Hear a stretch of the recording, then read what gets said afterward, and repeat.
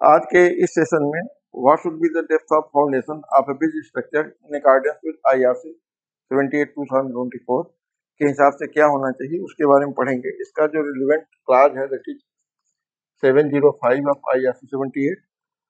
इसमें दो क्राइटेरिया दी गई है कि the foundation of A bridge should be placed at such A depth जो कि सेफ अगेंस्ट द स्कवरिंग हो, जो कि स्कवर डेप्थ है उससे नीचे होना चाहिए, सो दैट स्कवरिंग के द्वारा उसका मटेरियल जो है निकल ना जाए, फाउंडेशन अनस्टेबल हो जाए। यदि हम स्कवर के नीचे नहीं ले जा पाए फाउंडेशन को, तो we should provide the protection to the foundation so that scouring होकर उसका मटेरियल न निकले। दूसरा होता है कि जो फाउंडिंग लेवल हो सफिशिएंट बियरिंग कैपेसिटी होनी चाहिए। It should be safe against the settlement, जो भी सेटलमेंट अलाउबल सेटलमेंट है जैसे 75 mm का है तो वो उससे ज़्यादा सेटलमेंट नहीं होना चाहिए। यदि अर्थक्वेक का प्रोन जोन है तो लिक्विफेक्शन पोटेंशियल के अगेंस्ट पे सेफ होना चाहिए। और फाउंडेशन फाउंडिंग डेप्थ जो भी है that should be safe and stable for the bridge construction. यदि ये हम क्राइटेरिया को फुलफिल नहीं करेंगे तो ब्रिज में get washed away during the flood और ड्यूरिंग द अर्थक्वेक कोलैप्स हो सकता है। तो दो क्राइटेरिया है, the foundation shall be taken to such depth that they are safe against scour और protected from it. The depth should also be sufficient from consideration of bearing capacity, settlement, liquefaction potential, stability and stability of strata at founding level। जो भी depth है वो bearing capacity के criteria से पूर्ण होना चाहिए। से bearing capacity जो ब्रिज के सुपर स्ट्रक्चर से जो ऑल द कंपोनेंट्स का लोड आ रहा है उससे जो उसकी से bearing capacity हो मच हायर, जनरली 2.5 टाइम्स ज़्यादा होनी चाहिए। सेटलमेंट क्राइटेरिया स्पेसिफाई करना चाहिए। स्टेबिलिटी जैसे मान लीजिए कि हम कोई ब्रिज कर रहे हैं, इसके नीचे से पाइप लाइन निकल रही है, इट में इंडेंजर द फाउंडेशन स्ट्रक्चर, तो हर तरीके से समझ करके ही हम लोगों को फाउंडेशन डेप्थ डिसाइड करना चाहिए। हम लोग शैलो फाउंडेशन जहाँ पे बेरिंग कैपेसिटी ज़्यादा अवेलेबल रहती है, शैलो डेप्थ या रॉकी स्ट्रेटा है, वहाँ पे हम लोग shallow foundation for bridge provide करते हैं जिसका depth is less than the width of footing. तो जो हमारा एचफल होता है, एचफल से जैसे एचफल है, this is high high flood level और this is this is this is bed level और हमारा स्क्वायर डेप्थ है which is determined by the formula. Depth of scour depth हम लोग डिसाइड करते हैं 1.34 की square upon F to the power 1/3। तो सिल्ट फैक्टर और जो डिस्चार्ज है उसका square divide silt factor to power 1/3। तो जो डेप्थ निकलती है वो वो डेप्थ ले लेते हैं, फिर जो भी पियर है अबटमेंट है उसके लिए कितना टाइम्स करना है वो दिया था 2 टाइम्स। मान लीजिए इन केस ऑफ पियर दिया हुआ है तो उसके लिए 2 टाइम्स कर लेते हैं। देन उससे नीचे जो फाउंडिंग लेवल हो 2 मीटर नीचे हो इन केस ऑफ सैंडी या मीडियम सैंड स्ट्रेटा में।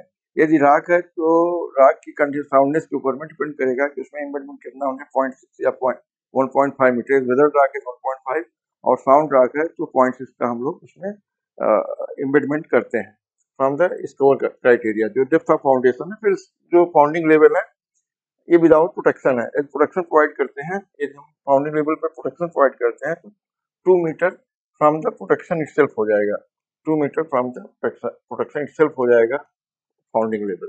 तो this is the criteria adopt for the shallow foundation. जो डेप्थ होनी चाहिए स्क्वायर डेप्थ से 2 मीटर नीचे होनी चाहिए। Scour depth means maximum scour depth which is calculated as per the IRC 78। यदि हम वेल फाउंडेशन कर रहे होते हैं जहाँ पे डिस्चार्ज हाई होता है, स्कोरिंग बहुत ज़्यादा है, करंट वेलोसिटी ज़्यादा है, तो वहाँ पे हम लोग वेल फाउंडेशन मिल जाते हैं। तो उसका मैक्सिमम स्क्वायर लेवल जो है सेम फार्मूला से कैलकुलेट करते हैं।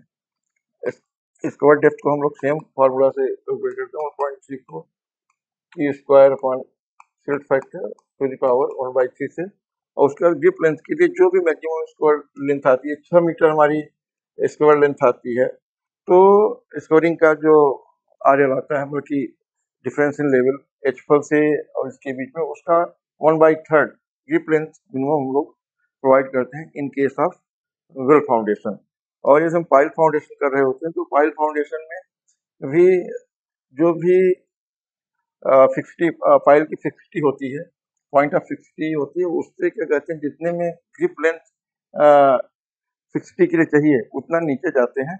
Otherwise rule 2.5 to dia pile, जो पाइल का 2.5 डाया है, इस कवर डेप्थ जो भी होगी हमारा उस उससे 2.5 डाया ऑफ दी पाइल और 1.5 टाइम्स ऑफ दी इस कवर डेप्थ जाते हैं which ever is greater.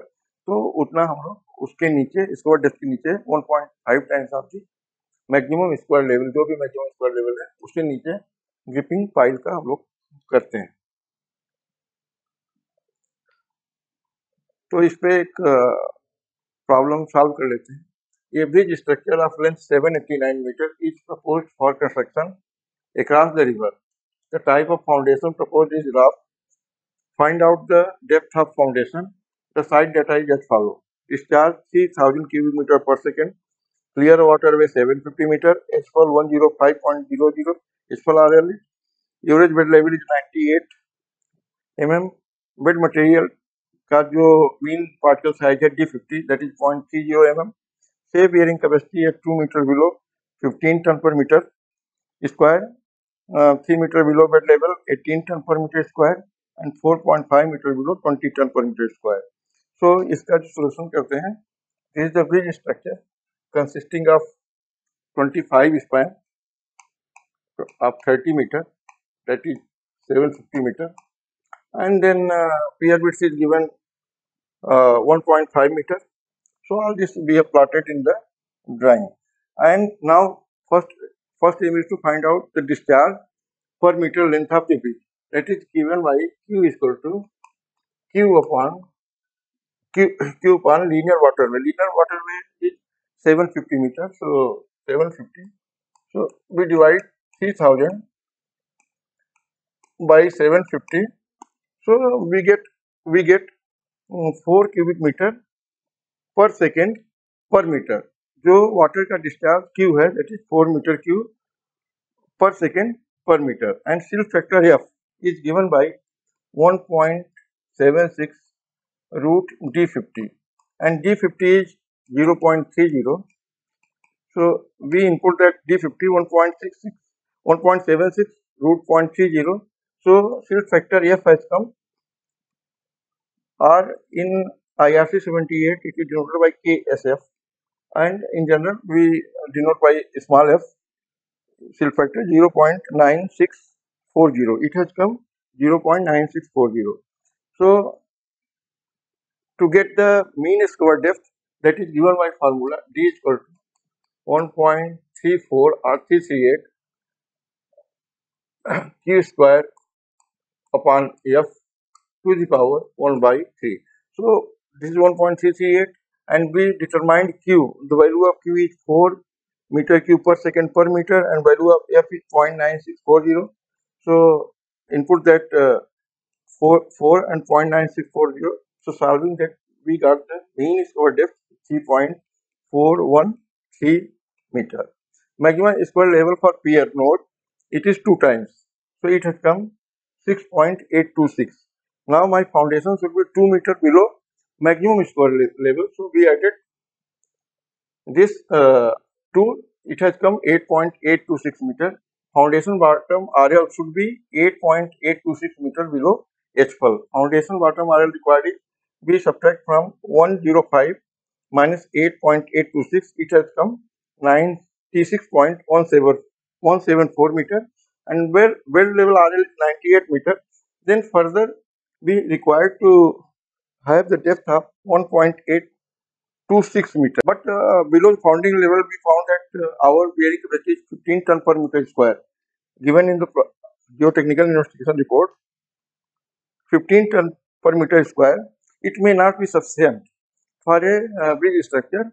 It generally it is 20 ton per meter square. Then also we need to take from bed level 4.5 meter to satisfy the bearing capacity criteria and the settlement of the bridge.